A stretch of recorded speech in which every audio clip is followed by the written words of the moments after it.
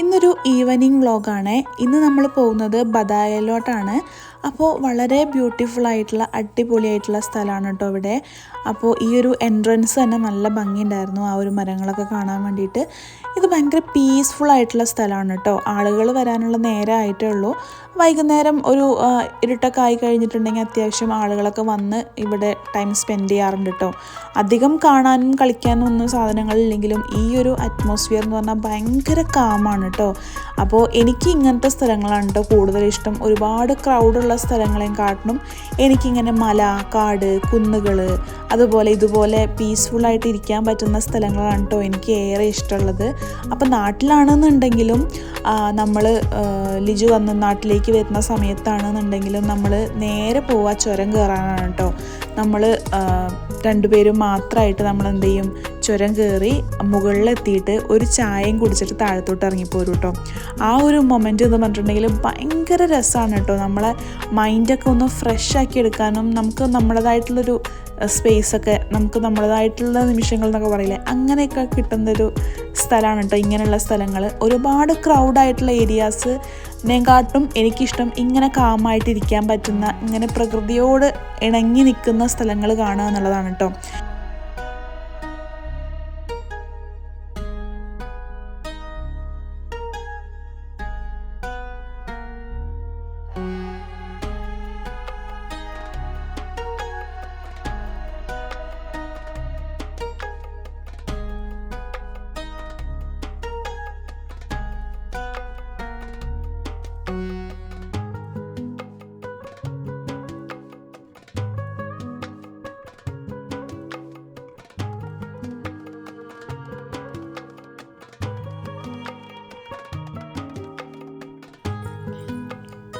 പിന്നീട് പറയാനുള്ളത് ഈ ഒരു ലേക്കിനെ പറ്റിയിട്ടാണ് കേട്ടോ. ഇത് ആർട്ടിഫിഷ്യലായിട്ട് ക്രിയേറ്റ് ചെയ്തെടുത്തതാണ്.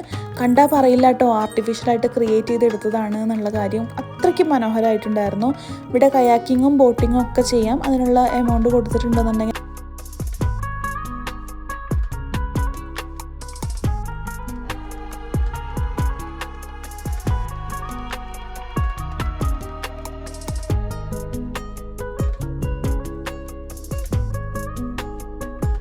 നല്ല പീസ്ഫുള്ളായിട്ടുള്ള സ്ഥലമായിരുന്നു കേട്ടോ. ഒച്ചയും ബഹളമൊന്നും ഇല്ലാതെ നമ്മളെ മൈൻഡ് ഒന്ന് ഫ്രഷ് ആക്കണം എന്നുണ്ടെങ്കിൽ നമുക്ക് വന്നിരിക്കാൻ പറ്റിയൊരു സ്ഥലമാണ് കേട്ടോ. നിലുവിനെ പിന്നെ ഒരു ഫ്രണ്ടിനെ കിട്ടിയതുകൊണ്ട് അവളും ഹാപ്പി ആയിരുന്നു. അപ്പോൾ അടിപൊളിയായിട്ടുള്ള സ്ഥലമായിരുന്നു കേട്ടോ.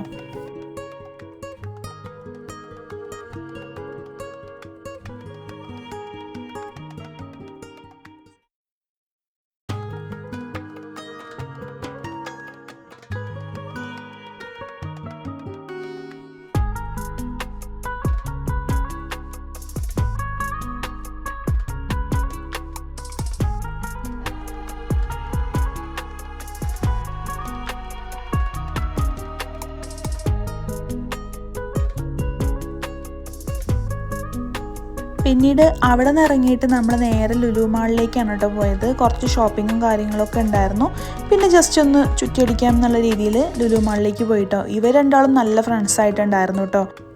പിന്നീട് കുറച്ച് പർച്ചേസും കാര്യങ്ങളൊക്കെ ഉണ്ടായിരുന്നു. അത് കഴിഞ്ഞ് നല്ല ഫുഡൊക്കെ കഴിച്ചിട്ടാണ് വീട്ടിലേക്ക് തിരിച്ചു പോയത് കേട്ടോ. അപ്പോൾ ഇന്നത്തെ വീഡിയോ ഇത്രയേ ഉള്ളൂ. ആദ്യമായിട്ട് കാണുന്നവരാണെങ്കിൽ സബ്സ്ക്രൈബ് ചെയ്യാം കേട്ടോ. താങ്ക്